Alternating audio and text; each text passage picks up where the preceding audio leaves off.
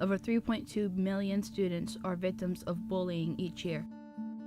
Approximately 160,000 teens skip school every day because of bullying.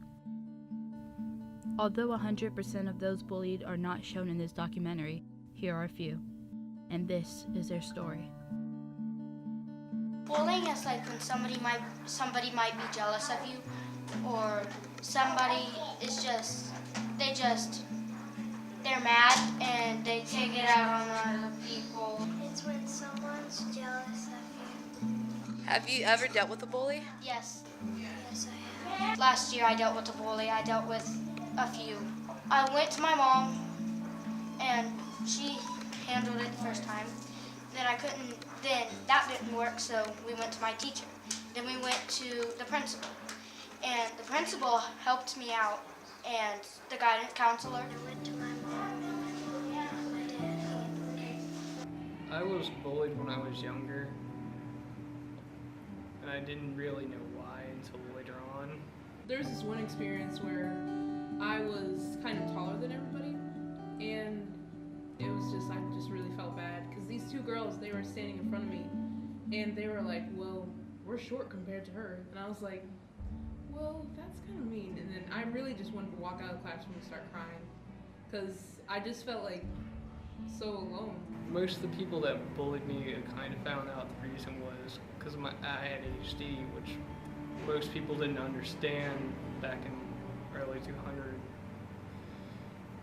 and they just made fun of me and called me retarded for it.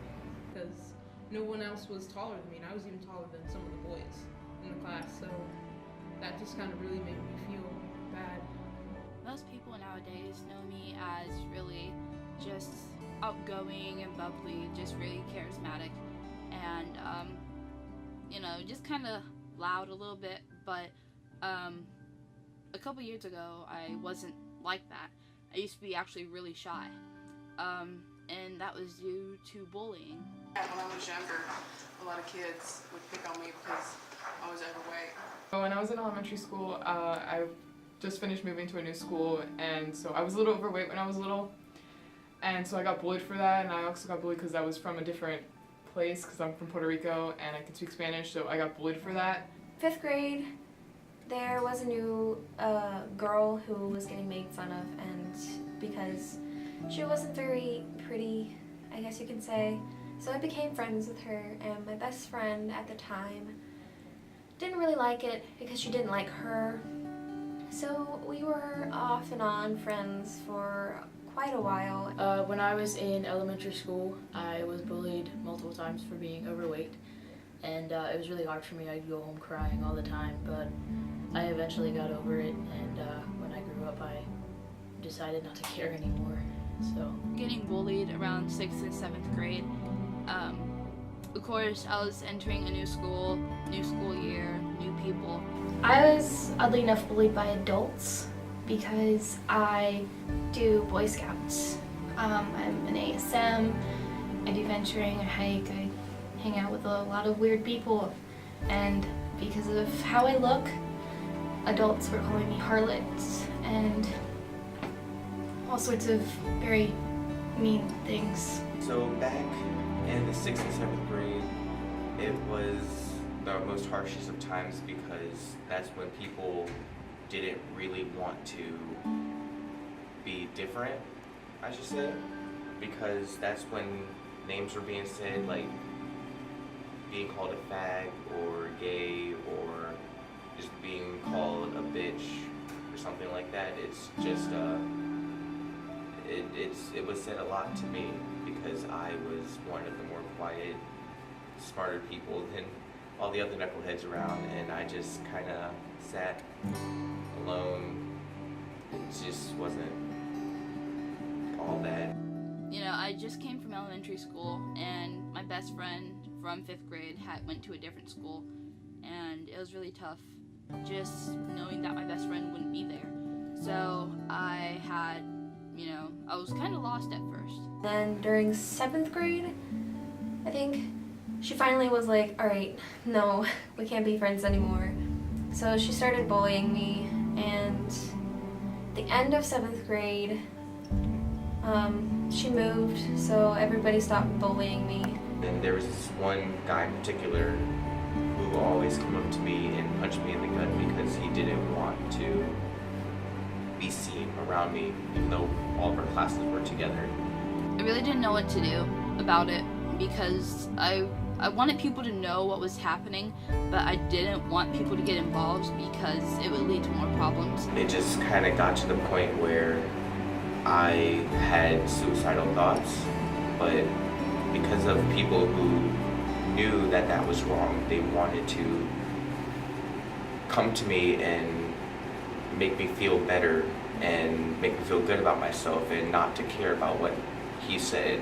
I don't know why she did it. I guess she just was jealous of me having another friend. It's not, I guess it was kind of stupid. It's not very, it's nice to bully someone for being friends with someone else. I hated going to school. I actually did. Like, I woke up every morning and I went, like, before I went on the bus, I had a big smiling face. But the thing is, on the inside, I really hated going to school. I'd rather stay inside than go to school because I just never knew what they were going to joke me about the next day. I am very thankful that I listened to them and that I came through the rest of my life. I was going through a rough time at the time because my dad was in the military, and at the time he was about to go on a 6-month deployment out to sea, and it was just really tough for me, to be honest. And now I'm at this point where I have friends and lots of really caring friends, and there are people out there who know what I went through and know what I'm going through, and it's really great because now my story can be shared among other people and show that there are people out there who care for us, who care for. How would you tell anybody else dealing with bullies how to deal with it? You can tell your mom. Your mom It does get better, but thing is, it does get better, but the way it gets better is that you know that you have friends that are there for you, or push yourself ahead of the people that are trying to hurt you, but ignore what they're doing. Anybody who was in that situation, I can definitely understand what you're going through, because being made fun of definitely is not fun. Bullying is not funny. It's like if you're trying to be just like your friends and bully people, it's not cool. It's not cool. Don't listen to them, and find friends that like you for who you are, and basically don't listen to them. So I usually ignore them. That's the best thing to do. I know it's kind of hard to ignore them, but you kind of have to pull through and tough it out. I just say either you stand up to them and you tell them that it's no point to do that because pretty much it's not fair, because you're hurting yourself if you try to change, and you are you, don't change at all. So if you try to change, don't. Be you, don't change. Don't listen and be who you want to be. If it gets to the point where you really feel like something needs to be done, you could always go to an adult or anybody that you trust. If you don't want to go to your parents or a teacher or something, go to a counselor, or maybe go to a friend, and your friend can help you out, and anonymously. So I promise you it does get better. You just have to wait things out, and I promise you your life will seem a whole lot more cool. Today's actually a very special day. Today is the memorial service for my friend who lost his battle with depression on New Year's Eve. So while it's a very sad memory, if it weren't for him, then this campaign never would have happened, and we wouldn't have had such across the globe support for this cause and for the awareness for this cause. And I also want to let you guys know that I'll be donating some of the proceeds to a charity in Canada in his name. So you guys are doing such incredible stuff, and I'm just so grateful. And I wish he was still here so I could tell him to keep fighting and to always keep fighting, but I can't. So I'll tell you guys to keep fighting. And I ask that you do the same. If you know anybody that might be going through a hard time, just please tell them to always keep fighting. All right, guys. See you later.